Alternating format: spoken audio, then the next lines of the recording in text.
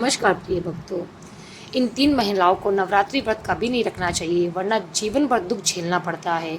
दोस्तों, नवरात्रि के पावन अवसर पर हर घर में दीपक जलते हैं, कलश स्थापित होता है और माता रानी की पूजा अर्चना की जाती है।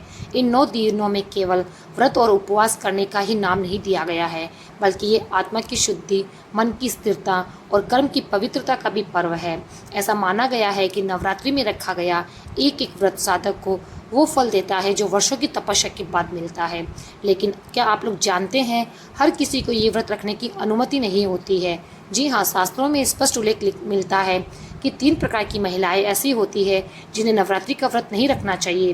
कल्पना कीजिए, जब संपूर्ण संसार माता की भक्ति में लीन हो, मंदिरों की घंटियां बज रही हो, चौकी पर सजे लाल वस्त्रों के बीच माँ दुर्गा की प्रतिमा स्वयं मंद मंद मुस्कुरा रही हो और भक्तजन उपवास में तल्लीन हो, तब यदि कोई महिला अनजाने में वह व्रत कर ले जिसे करने की उसे मनाही है, तो उसके लिए ये व्रत पुण्य का नहीं बल्कि पाप का कारण बन जाता है।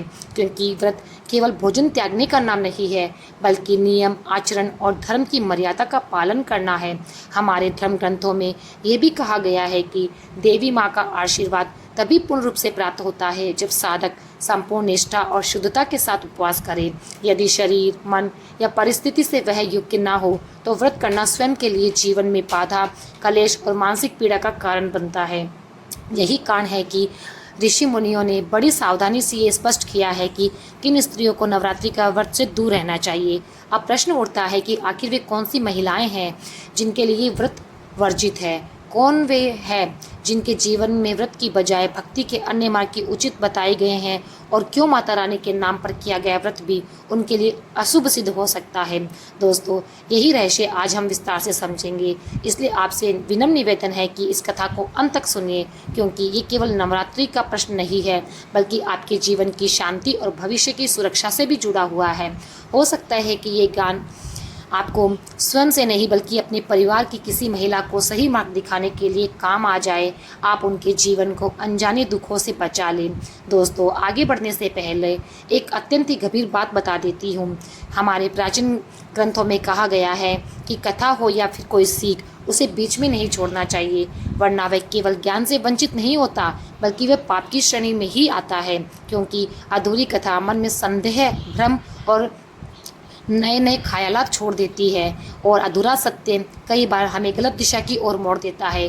इसलिए मैं आपसे निवेदन करूंगी कि आज की इस कथा को अंत तक अवश्य सुनिए, क्योंकि ये केवल कहानी नहीं बल्कि जीवन का एक आईना है जिसमें आप अपने कर्मों को देख पाएंगे। हो सकता है इस कथा का कोई एक शब्द, कोई एक प्रसंग आपके जीवन की दिशा को बदल दे, आपको होने वाले पाप से बचा ले और आपको उस अंधकार से निकाल दे जिसमें गलती से आप फंस गए हो। और यदि एक सच्चे सनातनी नहीं है, तो ये आपका धर्म भी है कि ऐसे संदेशों को केवल अपने तक सीमित ना रखें, बल्कि उन्हें अधिक से अधिक लोगों तक पहुंचाया जाए। इसलिए इस वीडियो को लाइक करें, कमेंट करें और साझा भी करें अपने दोस्तों के साथ में, और साथ में सब्सक्राइब करना तो बिल्कुल भी ना भूलें। तो चलिए श्रद्धा और विश्वास के साथ इस कथा की शुरुआत करते हैं। बात उस समय की है जब द्वापर युग समाप्त होने वाला था और कलयुग का प्रारंभ होने वाला था। उस समय मध्य प्रदेश में नंदन नाम का एक परम शक्तिशाली और धर्मप्रिय राजा राज्य करता था। उनकी पत्नी का नाम श्रद्धा था। राजा नंदन बड़े ही सत्यनिष्ठ और ईश्वर के परम भक्त थे। उनका शासन बहुत ही न्यायप्रिय था। प्रजा उनके राज्य में आनंद से रहती थी और सुखमय जीवन जीती थी। राज्य का हर कोना सुख और संतोष से भरा हुआ था। उनके द्वार से कभी भी कोई भिक्षुक खाली हाथ नहीं लौटता था। राजा की तरह उनकी पत्नी भी करुणामयी और दयालु थी। रूप से भी अति सुंदर, सरल और समर्पित भाव रखने वाली थी। राजा और रानी के 2 पुत्र थे। बड़े का नाम मुकेश और छोटे का नाम सुरेश था। दोनों ही माता पिता के आज्ञाकारी थे। एक दिन वो तपस्वी संत राज्य में पधारे। वे नगर के घर घर गए और पुकारने लगे, भिक्षा दे ही भिक्षा दे। नगरवासियों ने जब उन्हें देखा तो कुछ लोग उनके पास गए और बोले, हे गुरुवर, आप इन छोटे छोटे सरोवरों के पास खड़े होकर अपनी प्यास तो नहीं बुझा पाएंगे। यदि आपको भिक्षा चाहिए तो हमारे महाराज के महल में चले जाइए। वे किसी को निराश नहीं करते, वे बड़े ही दयालु हैं और दान देना ही उनका धर्म है। नगरवासियों की ऐसी बातें सुनकर संतों ने कहा, यदि ऐसा है तो हमें महल का मार्ग बता दीजिए, हम स्वयं महाराज से भिक्षा मांगेंगे। दोनों साधु नगरवासियों द्वारा बताए गए रास्ते पर चल दिए कुछ ही समय में महल के द्वार पर पहुंच गए। उन्होंने ऊंची आवाज में पुकारा। महात्माओं की पुकार सुनकर महल का राजा बाहर आ गया। वे दोनों साधुओं को देखकर उन्हें प्रणाम करते हुए कहता है, ब्राह्मण देव, मुझे आज्ञा दो, मैं आपकी क्या सेवा कर सकता हूँ? आप क्या चाहते हैं, मैं उसे लाकर आपको अर्पित कर दूंगा। साधु बोले, हे बालक, हम बहुत दूर से आए हैं। तुम्हारे महाराज की बड़ी महिमा सुनी है हमने। कहते हैं वे अपने द्वार पर आए किसी भी भिक्षुक को खाली हाथ नहीं भेजते हैं। हम भी एक इच्छा लेकर आए हैं। यदि महाराज हमारी इच्छा पूरी कर देंगे तो हमारा आना सफल हो जाएगा। तुम जाकर महाराज को ये संदेश दो कि दो तपस्वी साधु द्वार पे खड़े हैं, वे आपसे मिलना चाहते हैं। सेवक ने हाथ जोड़कर कहा, हे ब्राह्मण देवता, कृपा करके थोड़ी प्रतीक्षा कर लीजिए, मैं अभी जाकर महाराज को ये संदेश देता हूँ। इतना कहकर वे अंदर चला गया। महाराज नंदन को प्रणाम करके सारी बात बता दी। राजा ने आदेश दिया, जाओ, दोनों ब्राह्मणों को सम्मान सहित दरबार में ले आओ। सेवक आज्ञा लेकर बाहर आया और दोनों साधु को विनम्र भाव से बोला, हे ब्राह्मण देवता, कृपया मेरे साथ अंदर आइए, महाराज ने आपको दरबार में बुलाया है। साधु सेवक के पीछे दरबार में आ गए। जैसे ही राजा ने दोनों संतों को देखा, वे तुरंत अपने सिंहासन से खड़े होकर उनके पास आकर उनके चरण स्पर्श किए। दोनों संतों को प्रणाम करते हुए बोले, हे ब्राह्मण देवता, आज आप कैसे तपस्वियों को देखकर मैं धन्य हो गया, कृपया आसन ग्रहण करिए। ये कहकर राजा ने दोनों साधुओं को बहुत आदर से आसन पर बिठा दिया। सेवक को आरती की थाली लाने का कहा। सेवक थाली लेकर आया। राजा ने स्वयं दोनों साधुओं की आरती करी, उनके चरण छुए और बहुत विनम्रता से बोले, हे ब्राह्मण देवता, अब आप बताइए यहाँ आने का क्या उद्देश्य है? आप मुझसे मिलने आए हैं? साधु मुस्कुराए और बोले, हे राजन, आपकी दानशीलता और उदारता की चर्चा हमने बहुत बार सुनी है। कहते हैं कि राजा के द्वार से कोई भी भिखारी खाली हाथ नहीं लौटता। हम भी इसी विश्वास के साथ आपके पास आए हैं। राजा ने उत्सुकता से पूछा, हे गुरुवर, आपकी क्या इच्छा है? निसंकोच आप मुझसे कहिए, आपको क्या चाहिए? अन्न चाहिए, सोना चाहिए, हीरे चाहिए या चांदी चाहिए? आपको जो भी चाहे मैं देने को तत्पर हूँ, बस आज्ञा करें। ये सुनकर महात्मा शांत भाव से बोले, हे राजन, हम तो सन्यासी हैं, सोना चांदी हीरे का हम क्या करेंगे? हमें आपसे ये सब नहीं लेना है। राजा ने आश्चर्य से पूछा, तो फिर आपको क्या चाहिए गुरुवर? साधु बोले, हे राजन, सबसे पहले तो आप हमसे वचन दो कि हम जो मांगेंगे उसे आप अवश्य देंगे। राजा ने अपने हाथ जोड़कर कहा, हे ब्राह्मण देवता, यदि आप मेरे जीवन भी मांग लेंगे तो मैं आपको हंसते हंसते अर्पित कर दूंगा। आप निश्चित होकर अपनी इच्छा कहिए। तब साधुओं ने कहा, राजन, पहले प्रतिज्ञा दीजिए, फिर हम अपनी इच्छा आपको बताएंगे। यही हमारी शपथ है। राजा ने दृढ़ स्वर में कहा, हे गुरुवर, मैं आपको अपना जीवन समर्पित करता हूँ, वचन देता हूँ, आप जो भी कहेंगे वह आपको अवश्य मिलेगा, कृपया आज्ञा करें। राजा के ये वचन देते ही दोनों साधुओं के मुख पर रहस्यमयी मुस्कान सी आ गई। वे बोले, हे राजन, जब हम यहाँ आए थे तो हमारा उद्देश्य केवल भिक्षा मांगना था, परंतु आपके दरबार में आकर हमारा मन बदल गया है। हमने अपना जीवन तपस्या में बिताया है, तो क्यों ना अब एक राजा होने का सुख भोगा जाए। अतः हे राजन, हमें अपना राज्य दान में दे दो, यही हमारी इच्छा है। राजा ये सुनकर एक पल को तो स्तब्ध रह गए, परंतु वचन के पक्के राजा होने के कारण उन्होंने अपने मस्तक से मुकुट को उतारा और साधु के चरणों में रख दिया और उनमें से एक के सिर पर रख दिया। फिर दरबार में घोषणा करी, आज से ये राज्य आपका नया राजा है और मैं अब आप सबकी तरह एक साधारण मनुष्य हूँ। इतना कहकर राजा दरबार से बाहर जाने लगे। फिर अचानक रुके और वापस आकर दोनों साधुओं के सामने हाथ जोड़कर बोले, हे गुरुवर, मेरी एक प्रार्थना है। साधु ने कहा, कहो राजन, क्या चाहते हो? राजा ने विनम्र शब्दों में कहा, हे गुरुवर, मेरी प्रजा का ध्यान रखना, मेरे लोगों को आपके किसी भी कर्म से कष्ट नहीं होना चाहिए। साधु हंसकर बोले, हे राजन, अब यह राज्य हमारा है, प्रजा सुखी रहे या दुखी ये हमारे निर्णय पर निर्भर करेगा। आपने अपना राज्य दान कर दिया है, अब आप अपने परिवार सहित ये भूमि छोड़कर चले जाइए। हम नहीं चाहते कि आप यहाँ पर रहे। यदि आप रहेंगे तो प्रजा आपको ही राजा मानेगी और हमें वह सम्मान नहीं मिल पाएगा जो एक राजा को मिलना चाहिए। इसलिए अब आपको ये राज्य छोड़ना पड़ेगा। ये सुनकर राजा नंदन का हृदय भारी हो गया। वे उदास होकर बोले, हे गुरुवर, मेरे छोटे छोटे बच्चे हैं, मैं उनके साथ कहाँ जाऊँगा? मैं कृपा करके मेरे साथ इतना बड़ा अन्याय मत करिए। मैं वचन देता हूँ कि आपके किसी भी कार्य में बाधा नहीं बनूंगा। संत भाव से बोले, हे राजन, आप कहीं भी जा सकते हैं, कुछ भी कर सकते हैं, हमें उससे कोई फर्क नहीं पड़ता है, लेकिन आपको हमारे आदेशों का पालन करना होगा। यदि आप राज्य नहीं छोड़ते हैं तो हम यहाँ से चले जाएंगे, और यदि हम खाली हाथ लौटते हैं तो आपका वचन टूट जाएगा। अब आप स्वयं निश्चय कर लीजिए, वचन निभाएंगे या राजा बने रहेंगे। महात्मा की ये कठोर वाणी सुनकर राजा कुछ क्षण के लिए मौन हो गए, फिर गंभीर स्वर में बोले, हे गुरुवर, मैंने निश्चय कर लिया है, मैं अपना वचन निभाऊंगा, और जैसे ही रात होगी मैं अपनी पत्नी श्रद्धा और अपने बच्चों के साथ में ये राज्य छोड़ दूंगा। राजा की ये सब बातें सुनकर साधु मुस्कुराए और बोले, हे राजन, हमें विश्वास था कि आप अपने वचन के प्रति अटल रहेंगे। अब आप राज्य छोड़ने की तैयारी करें, पर ध्यान रहे जब आप महल छोड़े तो अपने साथ कोई भी वस्तु ना लेकर जाए। ये महल, इसके आभूषण, राजसी वस्त्र, गहने, रत्न और धन अब सब हमारे हो गए हैं। आप केवल तन ढकने वाले सामान्य वस्त्र ही पहनकर यहाँ से प्रस्थान करें। यदि राज्य की कोई भी वस्तु आप ले जाने का प्रयास करेंगे तो वह चोरी मानी जाएगी। राजा ने हाथ जोड़कर विनम्रता से कहा, हे गुरुवर, आप चिंता ना करें, जैसा आपने कहा है वैसा ही होगा। अब मुझे जाने के लिए आज्ञा दे दीजिए। साधु ने शांत स्वर में कहा, जाओ राजन, तुम्हें आज्ञा है। मित्रों, इसके बाद राजा भारी मन से अपनी रानी श्रद्धा के पास पहुंचे। उन्हें उदास देखकर रानी दौड़कर आई और बोली, स्वामी, क्या हुआ है? आप इतनी दुखी क्यों हैं? और आप अकेले ही दरबार से क्यों लौटे हैं? आपके अंगरक्षक कहाँ चले गए और आपका मुकुट कहाँ गया? राजा नंदन की आंखों में आंसू थे। वे सोचने लगे कि मैं कैसे बताऊं कि अब मैं इस राज्य का राजा नहीं रहा, अब ये रानी भी रानी नहीं रही, अब हमें महल छोड़कर भटकना पड़ेगा। रानी ने पति को चुप देखकर फिर से कहा, हे प्रभु, आप क्यों मौन हैं? आपके चेहरे पर इतनी उदासी क्यों है? कुछ तो बताइए, आप चुप क्यों हैं? मेरा हृदय डर से काँप रहा है।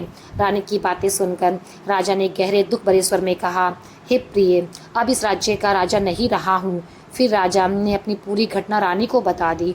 उन्होंने कहा, हे प्रिय, अब हमारे पास शाही वस्त्र नहीं है, हमें सामान्य कपड़ों में ही इस राज्य को छोड़ना पड़ेगा।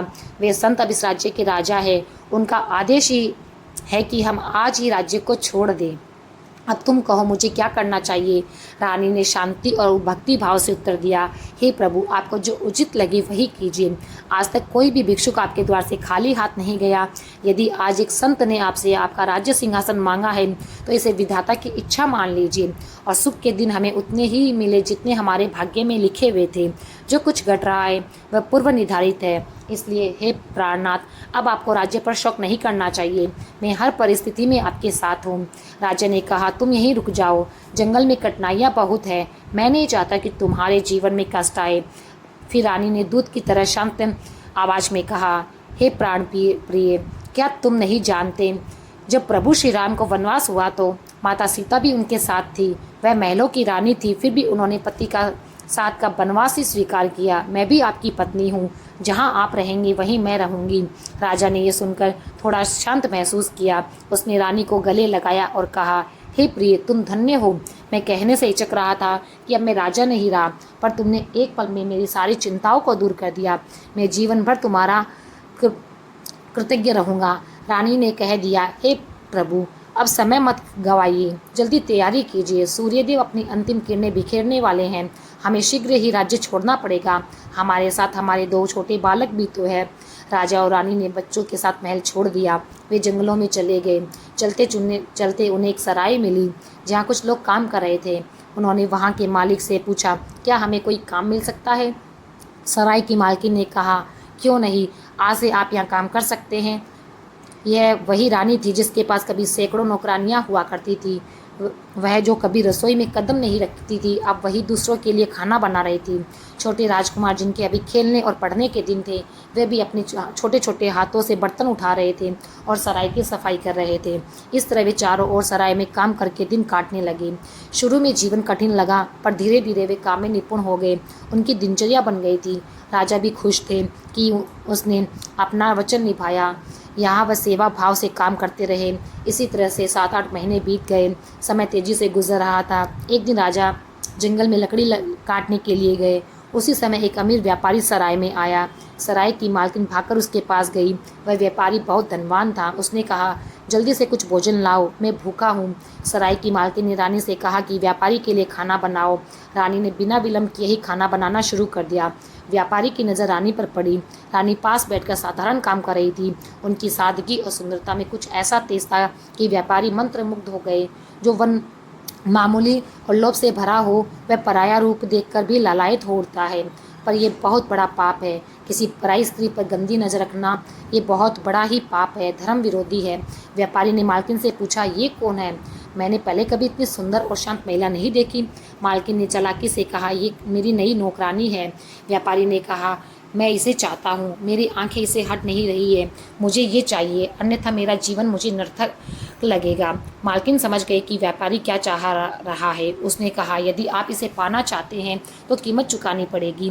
व्यापारी ने तुरंत हाँ भर दी और कहा कि मैं इसके बिना अब नहीं रह सकता। तब सराय की मालकिन ने कहा, यदि आप इसे पाना चाहते हैं तो तुम्हें इसके बदले 1000 सोने के सिक्के देने होंगे। व्यापारी ने तुरंत हामी भर दी और उसकी शर्त को मान लिया। मालकिन ने पूछा, पर मैं तुम्हारे पास क्यों भेजूं?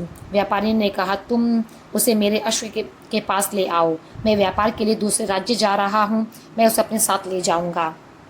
ये कहकर व्यापारी वहाँ से जाकर एक पेड़ से बंधे अश्व के पास बैठ गया और रानी के आने का इंतज़ार करने लगा। सराय की मालकिन ने रानी से झूठ कहा, खाना तैयार है क्या? वहाँ एक व्यापारी पेड़ के पास बैठा है, वह भोजन के लिए इंतज़ार कर रहा है, तुम जाकर उसे भोजन दे दो। रानी ने घबराकर कहा, माँ मैं अकेले कैसे जाऊँ? मुझे तो रास्ता भी नहीं मालूम। जब से मैं आई हूँ मैंने सराय के बाहर कदम भी नहीं रखा है, मुझे अकेले जाने में डर लगता है। मालकिन ने कहा, तुम्हें चिंता करने की ज़रूरत नहीं है, मैं तेरे साथ जाऊँगी, बस जल्दी से भोजन ले आओ। रानी असहाय थी। उसने सोचा कि उसने नौकरी के लिए हाँ कहा है, इसलिए वह अब सभी काम करने होंगे। वह मना नहीं कर पाई। उसने भोजन बनाकर थाली में रखा। तभी दोनों छोटे राजकुमार सुरेश और मुकेश रोते हुए अपनी माँ के पास आए। वे जाने से रोकने लगे। मालकिन गुस्से से भरी आवाज़ में उसको डांटने लगी, चुप हो जाओ, अंदर जाकर काम करो वरना तुम्हें आज रात खाना नहीं मिलेगा। डर के मारे बच्चे चुप हो गए और अंदर चले गए। मालकिन रानी को व्यापारी के पास ले गई। व्यापारी ने रानी को घूरा। उसकी आंखों में जलवा और लोभ था, पर रानी ने सोचा मुझे बस खाना देना है और वापस चले जाना है। वह जल्द निकलने चाहती थी, पर मालकिन और व्यापारी की चाल बड़ी निकली। व्यापारी ने जबरदस्ती रानी को अपने घोड़े पर बिठा दिया और तेजी से दूसरे राज्य की ओर निकल पड़ा। रानी चीखी और रोई। वह कह रही थी, मेरे पति और मेरे छोटे बच्चे मेरा इंतज़ार कर रहे हैं, मैं उनके बिना नहीं रह सकती, मुझे छोड़ दो, मैं जो चाहो कर लूँगी, पर बच्चों को मेरे पास रहने दो। मालकिन और व्यापारी ने उसकी एक भी नहीं सुनी। रानी बहुत बेबस थी। उसने व्यापारी के सामने हाथ जोड़कर कहा, प्लीज़ आप अश्व को रोक दीजिए, आप मुझे कहाँ ले जा रहे हैं? कम से कम अपना नाम तो बता दीजिए, परिचय दीजिए। व्यापारी ने निश्चय करके कहा, हे सुंदर नारी, हमने तुझे सराय की मालकिन से 1000 सोने देकर खरीद लिया है। अब तू मेरी रानी बनेगी और मेरे साथ में रहेगी। ये सुनकर रानी का दिल दहल गया। तभी व्यापारी उसकी ओर बढ़ा। रानी को क्रोध आ गया। उसने कहा, रुको व्यापारी, मैं कोई साधारण स्त्री नहीं हूँ, मैं उस राजा की पत्नी हूँ जिसने अपने वचन के लिए अपना पूरा राज्य त्याग दिया। मैं एक सच्ची और वफादार पत्नी हूँ। यदि तुमने मेरी अनुमति के बिना मुझे छूने की कोशिश भी की तो उसी क्षण मैं तुमको भस्म कर दूंगी। व्यापारी जोर से हंसकर बोला, ओ सुंदर नारी, अपनी बातों से मुझे डराने की कोशिश मत कर। मैंने अपने जीवन में बहुत कुछ देखा है, मैं तुम्हारे शब्दों से डरने वाला नहीं हूँ। ये कहकर वह रानी को पकड़ने आगे बढ़ा, पर जैसे ही पास आया मानो बिजली उसके शरीर पर गिर गई हो। डर के मारे वह पीछे हट गया और घबरा कर बोला, ठीक है, मैं तुम्हें बिना अनुमति छूने की कोशिश नहीं करूँगा, लेकिन मेरी एक शर्त है। रानी ने शांत स्वर में कहा, तुम्हारी क्या शर्त है? व्यापारी बोला, मैं 10 वर्ष तक तुम्हें हाथ नहीं लगाऊंगा और तुम्हें अपनी बहन की तरह ही मानूंगा, लेकिन जैसे ही 11 वर्ष शुरू होगा तुम मेरी पत्नी बनोगी। रानी ने धैर्य से कहा, ठीक है, मैं तुम्हारी शर्त को मान लेती हूँ। आज से तुम मेरे भाई हो और मैं तुम्हारी बहन हूँ। इस तरह रानी ने अपनी समझ और पवित्रता से अपने आप की रक्षा कर ली। दूसरी ओर सराय में सुरेश और मुकेश अपनी माँ के बारे में मालकिन से पूछने लगी, हमारी माँ कहाँ है? आपने उन्हें कहाँ भेजा है? मालकिन ने गुस्से में कहा, मुझे नहीं पता तुम्हारी माँ कहाँ चली गई है, अगर सवाल करोगे तो तुम्हें सजा मिलेगी। सुरेश ने कहा, तुम झूठ बोल रही हो, माँ तुम्हारे साथ गई थी। यह सुनकर सराय की मालकिन गुस्से से भर गई और दोनों बच्चों को पीटने लगी। फिर रोते हुए उन्हें सराय से बाहर निकाल दिया। दोनों बच्चे अपने पिता की और जंगल में भागे। वहाँ राजा नंदन लकड़ियाँ काट रहे थे। बच्चों को इस हालत में देखकर राजा दौड़कर आए और पूछा, तुम यहाँ क्यों आए हो, क्या हुआ? तब सुरेश ने रोते रोते सारी बात बता दी। ये सुनकर राजा बहुत दुखी हो गया। उसने दोनों बच्चों को गले लगाया और कहा, मेरे बच्चों शांति रखो, तुम्हारी माँ पास कहीं होंगी, आओ हम मिलकर उन्हें ढूंढते हैं। राजा बच्चों को लेकर सराय पहुंचा और मालकिन से और अपनी पत्नी के बारे में पूछा। मालकिन ने कठोर स्वर में कहा, मुझे क्या पता तुम्हारी पत्नी कहाँ गई है, क्या मैं उसकी रखवाली करने आई हूँ। तुम अपने बड़े पुत्र से ने कहा, पिताजी ये महिला झूठ बोल रही है, इसने जबरदस्ती माँ को कहीं ले कर गई थी, माँ जाना नहीं चाहती थी। राजा ने अपने हाथ जोड़कर कहा, हे देवी, हम पहले से संकट में हैं, हमें कृपा करके सच बता दीजिए, मेरी पत्नी कहाँ है, हमसे मत छुपाइए। मालकिन ने गुस्से में कहा, तुम्हें कोड़े पड़ेंगे तो समझ में आएगा, अब यहाँ से निकलो, मेरे सराय में तुम्हारे लिए कोई जगह नहीं है, दोबारा दिखे तो चोरी का आरोप लगा दूंगी। राजा ने दृढ़ स्वर में कहा, तुम ऐसा कुछ नहीं करोगी, अगर मेरी पत्नी के साथ कुछ भी बुरा हुआ है तो ईश्वर तुम्हें कभी क्षमा नहीं करेंगी। मेरे बच्चों ने कहा है कि उन्होंने माँ को आखिरी बार तुम्हारे साथ देखा है, तुमने मेरी पत्नी और बच्चों की माँ को हमसे अलग कर दिया है, याद रखो भगवान तुम्हारे कर्मों का हिसाब जरूर करेंगे। आज हम जा रहे हैं पर तुम्हारा दंड स्वयं प्रभु देंगे। मालकिन ने ताने से कहा, क्या क्या तुम खुद भगवान हो जो तुम मुझे डराते हो, यहाँ से चले जाओ और ज़्यादा चिल्लाने की ज़रूरत नहीं है। यह सचमुच दुख की घड़ी थी। राजा ने अपने बच्चों से कहा, बेटा ये स्त्री बहुत ही दुष्ट है, ये हमें कुछ नहीं बताएगी, अब हमें ही तुम्हारी माँ को ढूंढना पड़ेगा। ये कहकर राजा अपने दोनों पुत्रों को साथ में लेके आगे बढ़ गए। आगे की कथा भगवान भोलेनाथ माता पार्वती से कहने लगे, हे देवी देखो, धर्म का पालन करने वाले के मार्ग में कैसी कैसी कठिनाइयाँ आती है। राजा जिसने पहले अपना राज्य खो दिया, फिर सराय में नौकर बनकर काम किया, लकड़ियाँ काटी, अब अपनी पत्नी से भी बिछड़ गए, फिर भी उसने हार नहीं मानी। अपने बच्चों के साथ आगे चलते रहे। चलते चलते राजा नंदन अपने दोनों पुत्रों के साथ नदी के किनारे पर पहुंच गए।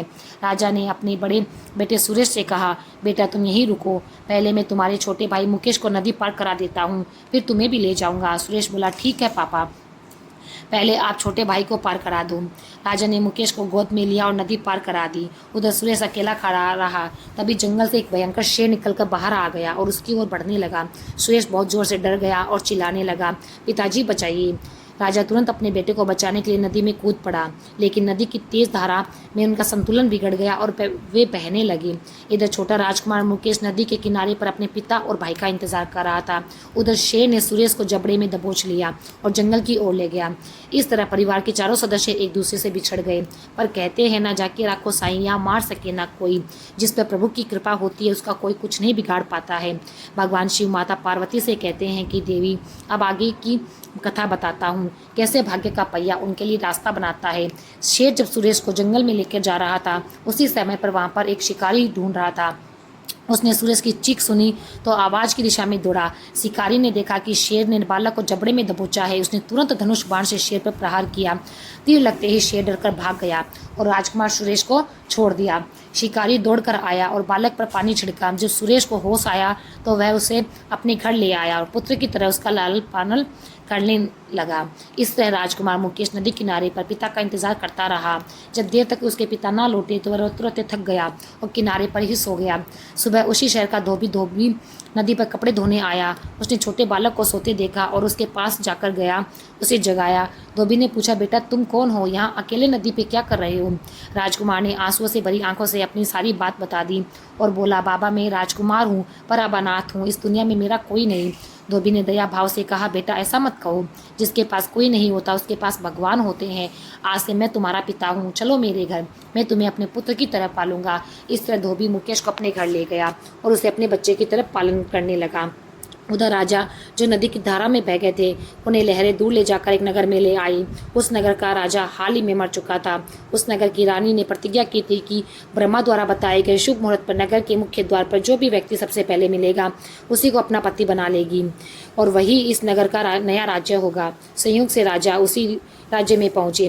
जब वे नदी से बाहर निकले तो देखा कि नगर का मुख्य द्वार बंद पड़ा है। वे वहीं पर बैठ गए और द्वार खुलने का इंतजार करने लगे। जैसे ही भोर हुई, द्वारपालों ने नगर का द्वार खोल दिया। द्वारपालों ने राजा नंदन को बाहर बैठे देखा और पकड़ लिया। ये देखकर राजा नंदन थोड़े से घबरा गए और बोले, मुझे क्यों पकड़ा है? मैं निर्दोष हूँ, मैंने कोई पाप नहीं किया। तब द्वारपाल ने शांत स्वर में कहा, चुपचाप हमारे साथ चलो, ये तुम्हारे लिए अच्छा है। जल्दी ही सारी बात समझ में आ जाएगी। कुछ देर में द्वारपाल राजा को रानी के पास ले गए। रानी ने उन्हें प्रणाम किया, हीरे मोती से जड़ा हार पहनाया और बोली, महाराज, इस राज्य में आपका बहुत बहुत स्वागत है। आज से आप इस राज्य के राजा हैं और मैं आपकी रानी हूँ। अब आप शासन की बागडोर संभालिए। ये सुनकर राजा अचंभित रह गए। उन्हें विश्वास नहीं हो रहा था। उन्हें लगा मानो सपना देख रहे हो।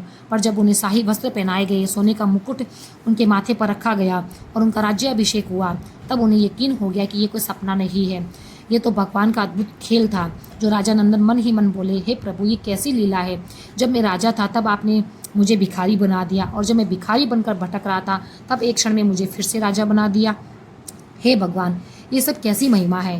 राजा बनने के बाद राजा ने धर्म और न्याय से राज्य चलाना शुरू कर दिया। कुछ ही दिनों में उनका न्याय और दया पूरे राज्य में फैल गई। पहले जहाँ भ्रष्टाचार और अन्याय था, वहाँ अब धर्म और नीति का राज्य स्थापित हो गया था। लोग प्रेम और शांति से रहने लगे थे और हर और सुख समृद्धि छा गई थी। फिर भी राजा नंदन अपनी पत्नी और बच्चों को भूले नहीं। उन्हें हमेशा उनकी याद आती रहती। उन्होंने सैनिकों को चारों दिशाओं में भेजा और स्वयं भी कई स्थानों पर देखने को गए, पर हर बार उन्हें सिर्फ निराशा ही मिलती। पत्नी और पुत्र कहीं भी दिखाई नहीं दिए। राजा का मन बहुत दुखी था और वह निराश रहने लगे। लेकिन समय सब कुछ भुला देता है। राजा धीरे धीरे अपने कार्यों में इतना व्यस्त हो गए कि धीरे धीरे उनका दुख जो है वो कम होने लगा। इस तरह राजा नंदन ने 10 वर्षों तक सफलतापूर्वक राज्य किया। इन 10 वर्षों में बहुत कुछ बदल चुका था। उनके पुत्र सुरेश और मुकेश, जिनमें से एक शिकारी के घर पला, दूसरा धोबी के घर पला, अब जवान हो गए थे। संयोग ऐसा हुआ कि दोनों उसी राज्य में बड़े हुए जहाँ उनके पिता राजा रहते थे। जब दोनों पुत्र युवा हो गए, उसी समय राजा ने सेना का विस्तार करने के लिए युवाओं की भर्ती का ऐलान किया। प्रतियोगिता रखी गई और कहा गया कि जो भी इस प्रतियोगिता में जीतेगा उसे सेना में स्थान मिलेगा। यह समाचार सुरेश और मुकेश तक पहुंचा। उन्होंने अपने पालक पिता से अनुमति ले ली और प्रतियोगिता में भाग लिया। अपनी योग्यता और पराक्रम से दोनों ने प्रतियोगिता जीत ली और सेना में शामिल हो गए। दोनों ने पूरी निष्ठा और भक्ति के साथ अपनी जिम्मेदारियों को निभाना शुरू कर दिया। तब भगवान शिव माता पार्वती से कहते हैं कि देवी, देखो, भाग्य का कैसा विचित्र खेल है। पिता और पुत्र एक ही राज्य में थे, भाई भी साथ में थे, पर कोई एक दूसरे को पहचान नहीं पा रहा था। दोनों पुत्र सोचते थे कि उनकी असली माता पिता इस संसार में नहीं है, परंतु सच्चाई तो कुछ और थी। वही राजा उनके वास्तविक पिता थे। सब कुछ भगवान की शरण में और उनकी अद्भुत लीला पर टिका हुआ था। समय तेजी से बीत रहा था। वह दिन नज़दीक आ गया था जिसका इंतजार वह दुष्ट व्यापारी वर्षों से कर रहा था। रानी श्रद्धा बहुत चिंतित थी क्योंकि 10 वर्ष पूरे हो चुके थे और शर्त के अनुसार व्यापारी उसे अपनी रानी बनाने वाला था। बेचारी रानी हर समय प्रभु का नाम जपती रहती। वह मन ही मन प्रार्थना करती, है प्रभु, कोई चमत्कार करो, मुझे मेरा पति वापस मिल जाए। मैंने अब तक अपनी मर्यादा और इज्जत को बचाए रखा है, पर अब मेरी रक्षा केवल आपके हाथ में है। यदि आपने नहीं की तो मैं अपना जीवन त्याग दूंगी, पर कभी उस पापी व्यापारी की रानी नहीं बनूंगी। उधर वह व्यापारी अपना सामान बेचने उसी राज्य में जा पहुंचा जहाँ राजा शासन कर रहे थे। वह राजा के दरबार में गया और हाथ जोड़कर बोला, महाराज, मैं एक व्यापारी हूँ, अलग अलग राज्यों से व्यापार करता हूँ। इस समय घोड़े नगर के बाहर खड़े हैं जिन पर भोजन और धन संपत्ति लदी हुई है। कृपया मेरे धन और भोजन की सुरक्षा के लिए कुछ सैनिक नियुक्त करें ताकि मैं बिना डर के व्यापार कर सकूं। राजा नंदन ने बड़े धैर्य से कहा, व्यापारी, हमारे राज्य में तुम्हारा स्वागत है। जब तक तुम इस भूमि पर व्यापार करोगे तुम्हारा कोई सामान चोरी नहीं करेगा। चिंता मत करो, अब तुम्हारी जिम्मेदारी हमारी है। राजा ने तुरंत सेनापति को बुलाया और आदेश दिया, शहर के बाहर खड़े व्यापारी के घोड़े और धन की सुरक्षा के लिए 2 योग्य सैनिकों को भेज दो। सेनापति ने तुरंत आदेश का पालन किया और उस काम के लिए 2 सैनिकों को चुना और वे सैनिक कोई और नहीं बल्कि सुरेश और मुकेश थे। रात का समय था, चारों ओर सन्नाटा और अंधकार फैला हुआ था। दोनों भाई व्यापारी के धन की रक्षा के लिए वहां पहुंच गए। समय काटने के लिए वे आपस में बात करने लगे। उधर रानी श्रद्धा पास ही बैठी प्रभु को याद कर रही थी। आंसुओं से प्रार्थना करती जा रही थी कि हे प्रभु, अब मेरी लाज आपके हाथ में है, मेरी रक्षा करो। इसी बीच ने कहा, भाई, रात बहुत लंबी है, तुम मुझे कोई कहानी सुनाओ ताकि नींद न आए और समय कट जाए। तब सुरेश ने अपने जीवन की कथा कहना शुरू कर दिया। उसने कहा, मित्र, यहाँ से बहुत दूर मध्य देश नाम का एक राज्य है। वह एक न्यायप्रिय और राजा शासन करते थे। उनकी एक रानी थी जिनके 2 पुत्र थे। बड़े का नाम सुरेश और छोटे का नाम मुकेश था। परिवार महल में बहुत सुख से रह रहा था। फिर एक दिन 2 साधु दरबार में आए। उन्होंने दक्षिणा में राजा से राज्य मांग लिया। राजा अपने वचन के बड़े पक्के थे। उन्होंने राज्य सौंप दिया और अपनी पत्नी और बच्चों के साथ वहाँ से निकल गए। इसके बाद राजा निर्धन हो गया। परिवार उनका भटकता रहा। एक दिन एक छोटा बच्चा जंगल में रो रहा था। तभी एक शेर आया और उसे जबड़े में दबोच लिया। बच्चे की चीख सुनकर एक शिकारी आया और उसने बच्चे को बचा लिया। लिया। उसने उस बच्चे को अपने घर ले जाकर पाला पोसा। बच्चा बड़ा हुआ और सैनिक बन गया। मित्र, आज वही बच्चा मैं हूँ। सुरेश की ये बात सुनकर मुकेश के दिल में हलचल हुई। उसकी आंखों में आंसू बहने लगे। उसने तुरंत पहचान लिया कि उसके सामने खड़ा सैनिक कोई और नहीं बल्कि उसका अपना बड़ा भाई सुरेश है। दोस्तों, रानी श्रद्धा भी चुपचाप सैनिकों की बातें सुन रही थी। अपने बेटे के मुंह से सच्चाई सुनने के बाद वे तुरंत पहचान गई कि ये उसका बड़ा बेटा सुरेश है। फिर दूसरे सैनिक मुकेश ने कहा, भाई तुम्हारी कहानी सुनकर मुझे अपनी कहानी याद आ गई। मैं भी अपनी पिछली कहानी सुनाता हूँ। मेरी कहानी भी तुम्हारी जैसी ही है। तुम्हारी कहानी में एक शिकारी ने अपने बच्चे को पाला, लेकिन मेरी कहानी में एक धोबी है। उसने एक रोते हुए अकेले बच्चे को नदी किनारे देखा और उसे अपने घर ले गया। उसे गोद में खिलाया और पाला। जब वह बच्चा बड़ा हुआ तो वह भी राजा की सेना में शामिल हो गया। आज वही बच्चा मैं हूँ। पहले मैं भी यही सोचता था कि मैं अनाथ हूँ, पर अब समझा कि मेरा बड़ा भाई मेरे साथ है। भाई की बातें सुनकर दोनों भावुक हो गए। उन्होंने एक दूसरे को पहचान लिया और रोते हुए एक दूसरे के गले लग गए। बोले, भाई, भाग्य ने हमें अलग कर दिया था।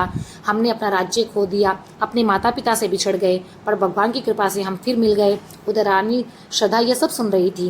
जब उसने ये सुना तो तुरंत जान गई कि सैनिकों के वेश में खड़े ये युवक और कोई नहीं बल्कि उसके अपने बेटे हैं। रानी ने हाथ जोड़कर भगवान का धन्यवाद किया और बोली, हे प्रभु, आपने मेरी सुन ली। आपने मुझे मेरे खोए हुए बच्चों के दर्शन करा दिए। आपकी महिमा अपरंपार है। दोनों बेटों को उन्होंने गले से लगा लिया, पर वह अचानक ठिठक गई। उसने सोचा, अगर मैं अभी अपने बच्चों को पहचान लूंगी तो व्यापारी को पता चल जाएगा और वह मेरे बच्चों को नुकसान पहुंचाएंगे। वह झूठे आरोप लगाकर राजा को से उनको सजा दिलवा देंगे। मुझे थोड़ा धैर्य रखना होगा, तभी ये दुष्ट अपने पापों की सजा पाएगा। ये सोचकर रानी ने अपने मन को संभाल लिया। दोनों सैनिक पूरी रात व्यापारी के धन की रक्षा करते रहे। सुबह होते ही वे महल को लौट गए। उनके जाने के बाद रानी ने तुरंत अश्व पर लदे धन को नदी में फेंक दिया। फिर व्यापारी के पास जाकर बोली, तुम यहाँ चैन से सो रहे हो? दूसरी ओर राजा के सैनिक तुम्हारे सामान को उठाकर भाग गए हैं। ये सुनकर व्यापारी गुस्से से तड़फ उठा और बोला, ये कैसे संभव है? उनमें इतनी हिम्मत कैसे हो सकती है? रानी ने कहा, मैंने अपनी आंखों से देखा है। उन्होंने तुम्हारा धन उठा लिया। व्यापारी ने कहा, अगर ऐसा है तो तुम यहीं रुको, मैं राजा के पास जाकर शिकायत करूंगा। वह दौड़ता हुआ राजा के दरबार पहुंचा और बोला, ओ महाराज, मैं लुट गया। जिन सैनिकों को आपने मेरे लिए धन की रक्षा के लिए भेजा था, उन्होंने मुझे लूट लिया। कृपा करके न्याय करो। यदि न्याय नहीं मिला तो मैं अपना जीवन त्याग दूंगा। राजा ने शांति से कहा, हे व्यापारी, ये कैसे हो सकता है? हमारी सैनिक कभी ऐसा नहीं कर सकते। फिर भी अगर तुम कहते हो तो हम तुम्हारी बात का सम्मान करते हैं, पर तुम्हारे पास में कोई गवाह है जो इस बात की पुष्टि करे? व्यापारी ने बोला, हाँ महाराज, मेरी पत्नी ने अपनी आंखों से ये सब देखा है, वही गवाह है। राजा ने कहा, अच्छा, तो अपनी पत्नी को लेकर आओ, हम उनको सैनिकों के दरबार में पेश होने का आदेश दे देंगे। राजा के आदेश पर व्यापारी अपनी पत्नी को लेकर अदालत में आया और सेनापति ने दोनों सैनिकों सुरेश और मुकेश को भी दरबार में पेश किया। इसके बाद राजा ने व्यापारी से कहा, विक्रेता, अपनी पत्नी को दरबार में ले आओ। व्यापारी रानी को दरबार में ले आया। उस समय रानी श्रद्धा ने अपना चेहरा घूंघट से ढका हुआ था। राजा ने रानी से पूछा, क्या ये वही सैनिक है जिन्हें तुमने धन लेते हुए देखा था? रानी ने श्रद्धा से सिर झुकाकर कहा, हाँ महाराज। तब राजा ने कहा, ओ देवी, जो कुछ भी तुमने देखा है उसे स्पष्ट शब्दों में बता दो। राजा की बात सुनकर रानी श्रद्धा ने कहा, महाराज, मैं आपको सब बता दूंगी, पर पहले इन सैनिकों को आदेश दीजिए कि वही कहानी सुनाए जो उन्होंने रात में आपस में कही थी। ये कहानी सुनकर राजा ने आश्चर्य से व्यापारी की ओर देखा और कहा, क्या तुम्हारी पत्नी का मन ठीक है? मैंने न्याय के लिए दरबार लगाया है और यह सैनिकों की कहानी सुनने की बात कर रही है। रानी श्रद्धा ने हाथ जोड़कर कहा, राजन, जब आप उनकी बात सुनेंगे तो आपका सब कुछ साफ हो जाएगा और आप उचित निर्णय कर पाएंगे। कृपया उन्हें वही कहानी सुनाने का आदेश दीजिए। राजा नंदन ने सैनिकों को आदेश दिया, हे सैनिकों, वह कहानी सुनाओ जो तुमने रात में कही थी। ये मेरा आदेश है। दोनों सैनिकों ने सिर झुकाकर आज्ञा मानी। पहले सुरेश ने अपनी कथा सुनाई। हे राजन, यहाँ के दूर मध्य प्रदेश का एक राज्य था जहाँ एक न्यायप्रिय राजा रहा करते थे। उनकी एक रानी थी, दो उनके पुत्र थे। बड़े का नाम सुरेश और छोटे का नाम मुकेश था। वे अपने परिवार के साथ बहुत सुखी से जीवन यापन कर रहे थे। एक दिन दो साधु दरबार में आते हैं और उन्होंने दक्षिणा में पूरा राज्य मांग लेते हैं। राजा वचन के बहुत पक्के थे। उन्होंने राज्य का त्याग कर दिया और अपनी पत्नी व बच्चों को लेकर निकल पड़े। बाद में जब मैं अकेला भटक रहा था तो मुझे एक शेर ने पकड़ लिया। मेरी चीख सुनकर मेरे एक शिकारी आया, उसने मुझे बचा लिया। फिर उसने मुझे पाला पोसा। जब मैं बड़ा हुआ तो सेना में शामिल हो गया और आज जो सैनिक आपके सामने खड़ा है वह मैं हूँ, सुरेश। इसके बाद मुकेश ने भी अपनी कथा को कह दिया। उसने कहा, जब मैं अकेला हो रहा था तब एक धोबी ने मुझे देखा और वह मुझे घर ले जाकर उन्होंने मेरा पालन पोषण किया, और जो आपके सामने खड़ा है वह मुकेश मैं हूँ। दोनों की बातें सुनकर राजा का हृदय पिघल गया। आंसू से भरी आंखों से बोले, हे सैनिकों, जिस पिता की तुम बात कर रहे हो, जिक्र कर रहे हो, वह मैं ही हूँ, तुम्हारा दुर्भाग्यशाली पिता। नदी की लहरों ने मुझे यहाँ लाकर छोड़ दिया है। यहाँ के लोगों ने मुझे राज्य का राजा बना दिया है। ये कह कर राजा नंदन अपने सिंहासन से उठे और दोनों पुत्रों को गले से लगा लिया। दोनों राजकुमार रोते हुए बोले, पिताजी, हमारी माँ कहाँ है? राजा ने रोते हुए कहा, बेटा चिंता मत करो, अब जब तुम मुझे मिल गए हो तो वह भी हमें मिल ही जाएगी। वह भी हमारी कहीं प्रतीक्षा कर रही होगी। उसी समय व्यापारी के पास खड़ी स्त्री ने अपना चेहरा खोल दिया। सबने देखा कि ये स्त्री और कोई नहीं बल्कि वही रानी श्रद्धा थी। व्यापारी चिल्लाया, ये मेरी पत्नी है। परंतु जैसे ही राजा और दोनों राजकुमारों ने रानी को देखा, वे तुरंत पहचान गए और दौड़कर अपनी रानी की ओर बढ़े। रानी श्रद्धा की आंखों में आंसू थे। उसने दोनों बेटों को गले लगाकर कहा, बेटों मैं तुम्हारी माँ हूँ। राजा नंदन भी अपनी रानी को देखकर भावुक हो गए। फिर रानी श्रद्धा ने पूरी घटना कह बताई, कैसे सराय की मालकिन ने मुझे धोखे से व्यापारी को बेच दिया था और मैं इन वर्षों से अपने सम्मान की रक्षा कर रही थी। व्यापारी ये सुनकर कांपने लगा। उसने राजा के चरण पकड़ लिए और बोला, महाराज मुझे माफ़ कर दीजिए, अज्ञानी में मैंने ये पाप कर डाला। सराय की मालकिन ने मुझे बहकाया और मैंने ये गलती कर दी। राजा का चेहरा क्रोध से लाल हो गया। उन्होंने गंभीर स्वर में कहा, तुम उतने ही दोषी हो जितनी वह सराय की स्त्री। तुम दोनों ने हमें धोखा दिया, मेरे परिवार को तोड़ा, मेरी पत्नी को अपमानित किया। ये तुम्हारा बड़ा पाप है। समाज में स्त्री का सम्मान करना सबसे बड़ा धर्म है। स्त्री केवल कोई वस्तु नहीं है, वह तो ईश्वर का साक्षात स्वरूप है। जिसने भी स्त्री का अपमान किया है उसका नाश निश्चित ही हुआ है। राजा ने सैनिकों को आदेश दिया, उत्तर दिशा में जाओ, वहाँ जो सराय है उसकी दुष्ट मालकिन को पकड़कर लेकर आओ। ये मेरा आदेश है। राजा का आदेश पाकर सैनिक तुरंत अपने अश्वों पर सवार होकर उत्तर दिशा की ओर चल पड़े। कुछ समय बाद वे उस सराय में पहुंचे जहाँ वह दुष्ट महिला रहती थी और उसे पकड़कर ले आए। वह जोर जोर से चिल्लाने लगी, तुम कौन हो? मुझे क्यों जबरदस्ती ले जा रहे हो? सैनिकों ने शांत स्वर में कहा, ये राजा का आदेश है, तुम्हें कैद किया जा रहा है। महिला को कुछ भी समझ नहीं आ रहा था। वह डर से कांपने लगी। फिर सैनिक उसे लेकर दरबार में पहुंचाए और उन्हें राजा के सामने खड़ा कर दिया। महिला को देखकर राजा का चेहरा क्रोध से लाल हो गया। उन्होंने कहा, हे दुष्ट स्त्री, तू क्या मुझे पहचानती है? तूने हमारी बेबसी का फ़ायदा उठाया और मेरी पत्नी को 1000 सोने के सिक्कों के बदले बेच दिया। इतना बड़ा पाप करते हुए तुझे जरा भी शर्म नहीं आई? राजा का गुस्सा देखकर सराय की मालकिन भय से कांप उठी। रोते हुए बोली, हे महाराज, मैं पापी हूँ, मैंने बहुत बड़ा अपराध किया है, शायद आज उसी पाप की सज़ा भोग रही हूँ। यह कहकर उसने अपने वस्त्र थोड़े से हटाए। सबने देखा कि उसके शरीर पर भयंकर फोड़े और दाने फैल चुके हैं। राजा ने गंभीर स्वर में कहा, देखो, भगवान ने पहले ही तुम्हारे पाप की सज़ा दे दी है, अब मैं तुम्हें और क्या सज़ा दूं? इसके बाद राजा ने व्यापारी की ओर देखा और अपनी रानी से पूछा, उसने जो पाप किए हैं उसके लिए क्या दंड दिया जाए? उसने तुम्हें और हमारे बच्चों को 10 वर्षों तक एक दूसरे से दूर रखा। रानी श्रद्धा ने हाथ जोड़कर कहा, हे महाराज, ये सच है कि उसने मुझे अगवा किया और मुझे मेरे परिवार से अलग रखा, लेकिन ये भी सच है कि उसने मुझे कभी छुआ नहीं। उसने मुझे अपनी बहन मानकर मेरा सम्मान किया, इसलिए मैं चाहती हूँ कि इसे छोड़ दिया जाए। इसके पापों की सज़ा भगवान स्वयं इसे दे देंगे। रानी की करुणा देखकर राजा ने व्यापारी को मुक्त कर दिया। उसी समय दरबार में 2 तेजस्वी साधु प्रकट हुए। वे साधारण संत नहीं थे, वे धर्म और कर्म के रूप में स्वयं प्रकट हुए थे।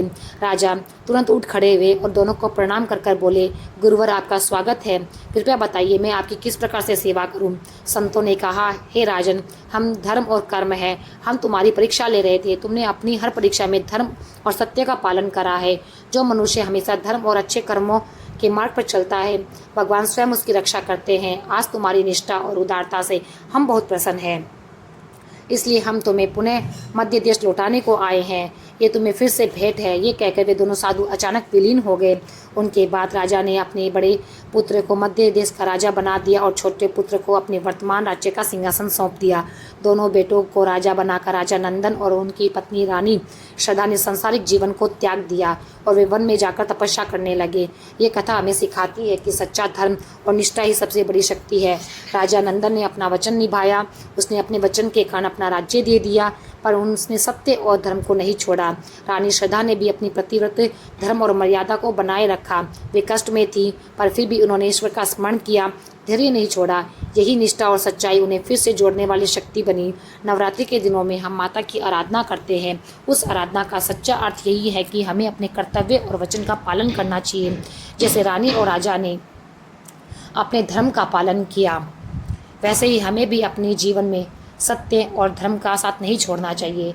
नवरात्रि के दिनों में हर दिन जब आप माता की आरती करते हैं, दीप जलाते हैं, तो उस दीपक के साथ अपने वचनों को भी जला देना। अपने मन से कहो कि मैं अपने वचन को निभाऊंगा और मैं अपने दायित्वों को निभाऊंगा।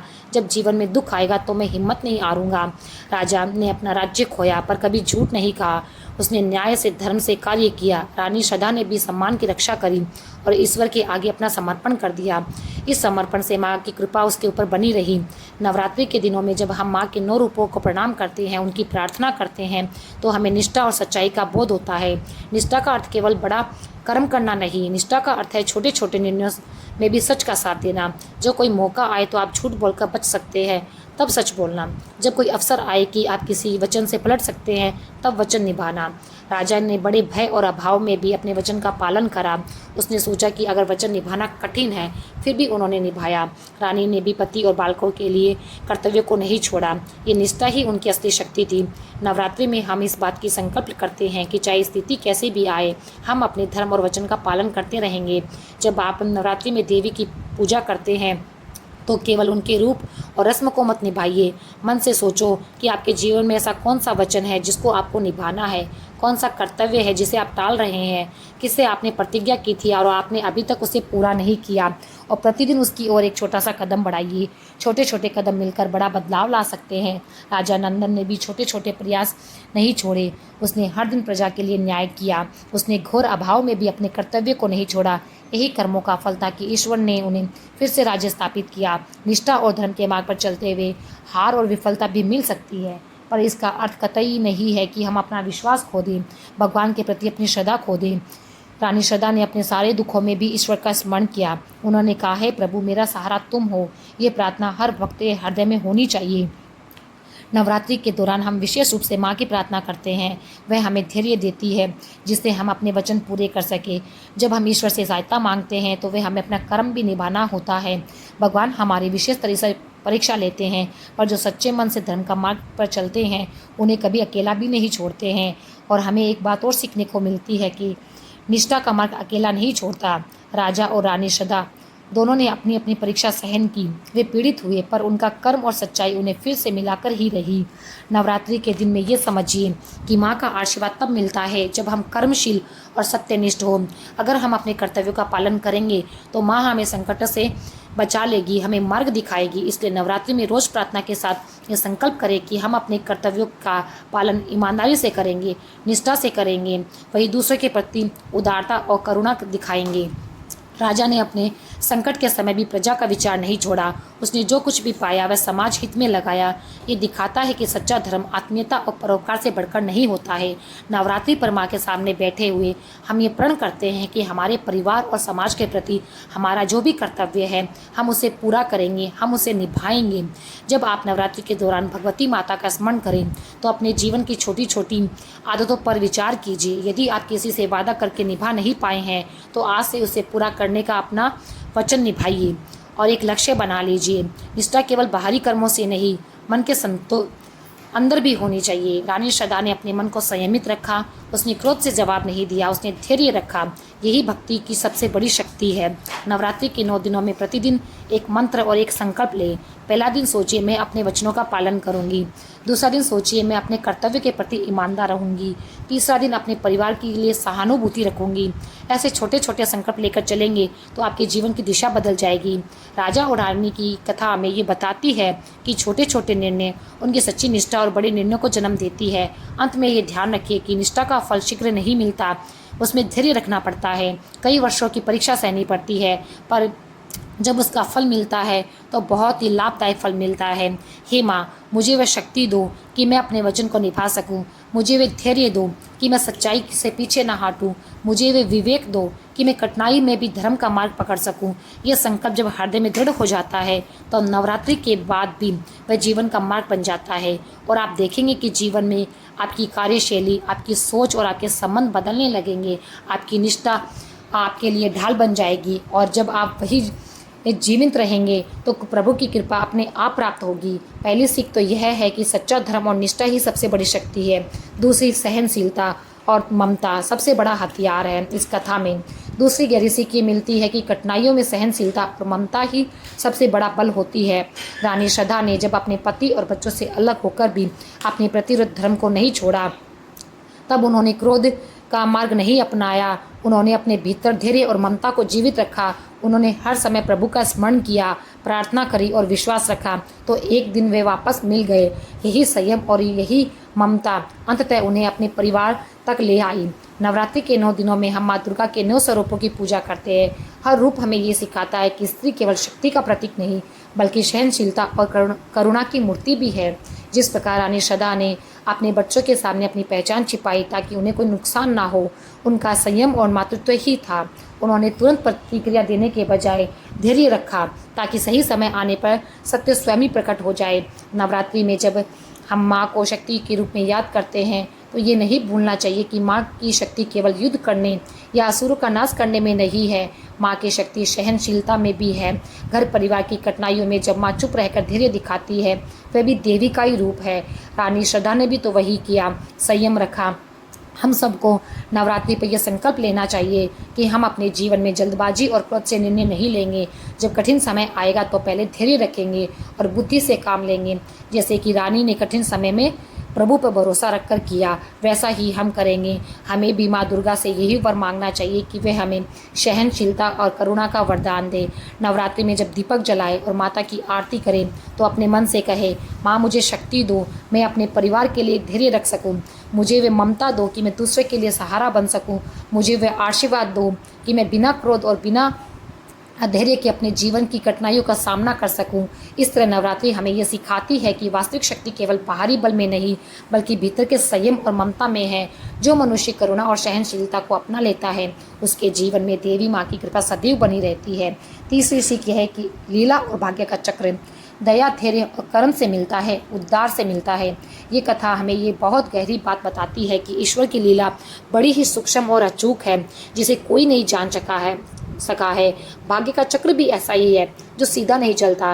वह उलझनों से भरा हुआ जरूर होता है, परंतु जो मनुष्य धर्म और सत्मार्ग को नहीं छोड़ता, वह अंत में फल भी पाता है जो ईश्वर ने उसके लिए लिखा होता है। जैसे राजा और रानी श्रद्धा और उनके पुत्र की कहानी आपने सुनी, कैसे भाग्य ने उनके पेच काटे और कैसे ईश्वर की कृपा अंतिम रात तक उनके साथ बनी रही। कहानी में राजा ने अपना राज्य दे दिया, वह जीवन के सबसे बड़े संकट में आ गए, उनकी प्रतिष्ठा और सम्मान भी धूमिल हो गया। फिर भी उन्होंने सत्य का मार्ग नहीं छोड़ा, अपने वचन का पालन किया, सत्य पर डटे रहे। रानी श्रद्धा ने भी अपना धैर्य नहीं खोया, उसने मंजूरी ना होने पर भी मर्यादा और सच्चाई बनाए रखी। उनकी ये निष्ठा और धर्म ने भाग्य की कठोर लहरों को भी पीछे छोड़ दिया। उनकी यही असली शक्ति थी। भाग्य का चक्र कैसा भी हो, इस कथा में बड़े ही सरल ढंग से देखने को मिलता है। वे पहले खोते हैं, फिर भटकते हैं, दुख और कष्ट सहते हैं, पर लास्ट में उन्हें एक मोड़ ऐसा आता है कि उन्हें सब कुछ वापस मिल जाता है। कभी कभी ईश्वर हमें नीचे गिराकर भी उठाते हैं, कभी कभी वे हमारी परीक्षा लेते हैं ताकि हमारे कर्म और श्रद्धा हमें साफ दिख सके। नवरात्रि के समय हम माँ के 9 रूपों की पूजा करते हैं। हर रूप हमें कुछ न कुछ सिखाती है। शक्ति का अर्थ केवल बाहरी नहीं होता है, शक्ति का वास्तविक अर्थ आंतरिक दृढ़ता, सच्चाई और कर्मशीलता है। जब नवरात्रि में माता से प्रार्थना करते हैं तो हमें ये भी समझना चाहिए कि माँ की कृपा तब मिलती है जब हम अपने कर्म और धर्म के साथ स्थिर रहे। भाग्य बदलता नहीं, क्योंकि चाहे कुछ भी हो जाए, भाग्य में जो लिखा होता है वो मिलकर रहता है। कथा में भी ऐसा ही हुआ। राजा रानी ने अपनी परीक्षा पास की और उनके भाग्य में जो भी लिखा हुआ था वो उन्हें वापस मिल गया। जहाँ ईश्वर का आदेश और सत्य का बल रहता है, वहाँ यह समझ लेना कि भाग्य का उनका साथ कभी नहीं छोड़ता है, भाग्य हमेशा उनका साथ देता है, लेकिन उसके लिए कर्म हमारे साथ चलते हैं। हमारा कर्म और हमारे वचन हमारी निष्ठा और भाग्य को मोड़ने की शक्ति रखते हैं। रानी श्रद्धा ने मन से प्रार्थना की और कर्म में शुद्धता रखी, तो राजा ने न्याय और कर्तव्य निभाया। उनके कर्मों के कारण ही उनके भाग्य का दरवाज़ा वापस खुल गया। तो भक्तों, आपको भी अपना कर्तव्य निभाना है। माँ को प्रसन्न करने का मार्ग केवल उनकी विनती नहीं बल्कि कर्म और निष्ठा भी है। एक बात और यह है कि ईश्वर की लीला कब और कैसे प्रकट होती है ये किसी को भी पता नहीं होता, इसलिए धैर्य को रखना बहुत ज़रूरी है। रानी श्रद्धा ने भी धैर्य रखा और फिर उन्होंने वो सब कुछ पाया जो उनके भाग्य में लिखा हुआ था। 9 दिन की भक्ति में हम माँ से ये मांगते हैं कि हमें धैर्य और विवेक दें, ताकि जब भी बाधा आए तो हम सही व्यवहार कर सकें। और हमें ये सीख मिलती है कि भाग्य को हम बदल नहीं सकते, पर भाग्य हमारा संकेत है कि हमें कर्म कैसा करना चाहिए। यदि हम केवल भाग्य पर निर्भर होकर आलसी बन जाएंगे तो कुछ नहीं बदलेगा, पर यदि हम कर्म करते रहेंगे, सत्य के साथ रहेंगे और माँ की भक्ति में लगे रहेंगे तो भाग्य भी हमारे पक्ष में आ जाएगा। इस कथा में राजा और रानी ने वही किया। उन्होंने कर्म और भक्ति को साथ रखा। अंत में भाग्य में उनके लिए रास्ता बना दिया। नवरात्रि के दिनों में ये भी अभ्यास करें कि आप हर दिन एक छोटा सा कार्य निश्चित करें। ये कर्म आपके इरादों को मजबूत बनाएंगे। छोटी छोटी नेक बातें जैसे किसी की मदद करना, सच बोलना, यदि आपने कोई गलती कर दी है तो क्षमा मांगना, ये सब आपके भाग्य के चक्र को बदल देंगे। माता की भक्ति के साथ साथ जब आप छोटे छोटे काम करते हैं तो माँ की लीला जल्दी दिखती है। अंत में एक छोटी सी प्रार्थना करना चाहूँगा जिसे आप नवरात्रि में प्रतिदिन बोल सकते हैं। हे माँ, मैं आपका भक्त हूँ, मैं अपने कर्म से आपके चरणों में आता हूँ। मुझे वह शक्ति दो कि मैं सच्चाई, धैर्य और कर्मशीलता से अपने मार्ग को बनाए रखूँ। आप मेरी नियति की राय बनाइए, पर मुझे कर्म से भी ना चौंकने वाली शक्ति दीजिए। इस प्रकार तीसरी से सीख ये थी कि भाग्य और ईश्वर की लीला पर विश्वास रखिए, साथ में सत्कर्म करते रहें, धर्म का पालन करें, धैर्य रखें। माँ की भक्ति स्थिर रहती है, उसी के भाग्य का चक्र आपके लिए मार्ग बनाता है और ईश्वर की कृपा आपके जीवन में उजाला कर देती है। तो दोस्तों, अभी ये कथा समाप्त नहीं होती, अभी तो हमें उस बात को जानना है जिसके लिए हमने ये कहानी आपको सुनाई है। तो चलिए अब हम उस कथा की ओर अग्रसर होते हैं। अब हम आपको बताएंगे कि वे 3 कौन सी स्त्रियां हैं जो ये व्रत नहीं कर सकती है। सबसे पहले आती है वे स्त्रियां जो गर्भवती है। जब माँ के घर में जीवन पल रहा होता है तब माँ का हर कष्ट बच्चे तक पहुँचता है। नवरात्रि के व्रत में अक्सर निर्जल उपवास या बहुत कठोर नियम रखे जाते हैं। ऐसे में गर्भवती महिला अगर व्रत करे तो कमजोरी, चक्कर या गर्भस्थ शिशु पर विपरीत असर पड़ सकता है। हमारे ग्रंथ कहते हैं कि ये सबसे बड़ा पुण्य है जीवन की रक्षा। यदि माँ स्वयं ही कमजोर हो जाएगी तो गर्भ में पल रहे बच्चे को कौन बचाएगा। एक बार एक गाँव में गोमती नाम की स्त्री ने गर्भावस्था में नवरात्रि का व्रत कर लिया। तीसरे ही दिन उसे चक्कर आ गया और वो बेहोश हो गई। तभी गांव के बुजुर्ग ने कहा, माँ दुर्गा ने हमें जीवन दिया है, उसे संभालना ही सबसे बड़ी पूजा है। तब से वह स्त्री केवल हल्का फलाहार करने लगी, भजन गाने लगी और माता का नाम जपने लगी। माँ दुर्गा की कृपा से उसका बच्चा सुरक्षित रहा और घर में सुख समृद्धि बनी रही। दूसरी प्रकार की स्त्रियाँ वह हैं जो मासिक धर्म की अवस्था में होती है। ये शरीर की स्वाभाविक प्रक्रिया है जिसमें स्त्री को आराम और पोषण की आवश्यकता होती है। कठोर उपवास, लंबे समय तक खड़े रहने, कठिन पूजन की विधि के दौरान शारीरिक कष्ट बढ़ा सकती है जो माता को कतई पसंद नहीं है। इसलिए आप अपने शरीर को कष्ट बिल्कुल भी ना दें, क्योंकि जो स्त्रियां अपने शरीर को कष्ट देती है उनका किया गया उपवास माता कभी भी स्वीकार नहीं करती है। इसलिए कभी भी आप अपने शरीर को कभी भी परेशान मत कीजिए, उसे कोई परेशानी में मत डालिए, अपनी श्रद्धा के अनुसार करिए। जब आप पीड़ा में होंगी तो ऐसे व्रत को माँ कभी भी स्वीकार नहीं करेगी। तीसरी वे महिलाएं हैं जो शारीरिक रूप से बहुत कमज़ोर है और किसी बीमारी से उलझी हुई है, किसी बीमारी का सामना कर रही है, तो उन्हें भूल कर भी ये व्रत नहीं करना चाहिए, क्योंकि जब ये व्रत करती है तो उनको शारीरिक पीड़ा होती है, शरीर अंदर से कमज़ोर हो जाता है, निर्बल हो जाता है। जब माता रानी इसको देखती है तो वो बहुत रुष्ट हो जाती है, बहुत दुखी हो जाती है। इसलिए इस प्रकार की महिला को कभी भी ये व्रत नहीं करने चाहिए। पहली, किसी गर्भावस्था के दौरान महिला को व्रत नहीं करना चाहिए। दूसरा, जब वो मासिक धर्म के दौरान उनके बहुत दर्द रहता है, वो अक्षम रहती है, कोई भी कार्य करने में सक्षम नहीं रहती है, तो उन्हें ऐसा व्रत नहीं करना चाहिए। तीसरे, जब वो किसी बीमारी से जूझ रही हो, कोई बड़ी पीड़ा उनके शरीर में हो, तो ऐसी स्त्रियों को व्रत नहीं करना चाहिए। ऐसी स्त्रियाँ यदि व्रत करती भी है तो माँ उसे कभी स्वीकार नहीं करती, बल्कि उसका पाप ही होने लगता है। इसलिए निवेदन है कि ऐसी स्त्रियाँ कभी भी व्रत ना रखें। मित्रों, आशा करती हूँ कि ये ज्ञानवर्धक कथा आपको पसंद आई होगी। यदि आपको ये कथा पसंद आई हो तो हमारे चैनल को सब्सक्राइब करना बिल्कुल भी ना भूलें। फिर मिलते हैं एक नई जानकारी के साथ, तब तक आप हमारे चैनल को सब्सक्राइब कर लें। जय माता रानी, जय माता दी, जय माता दी, जय माता दी।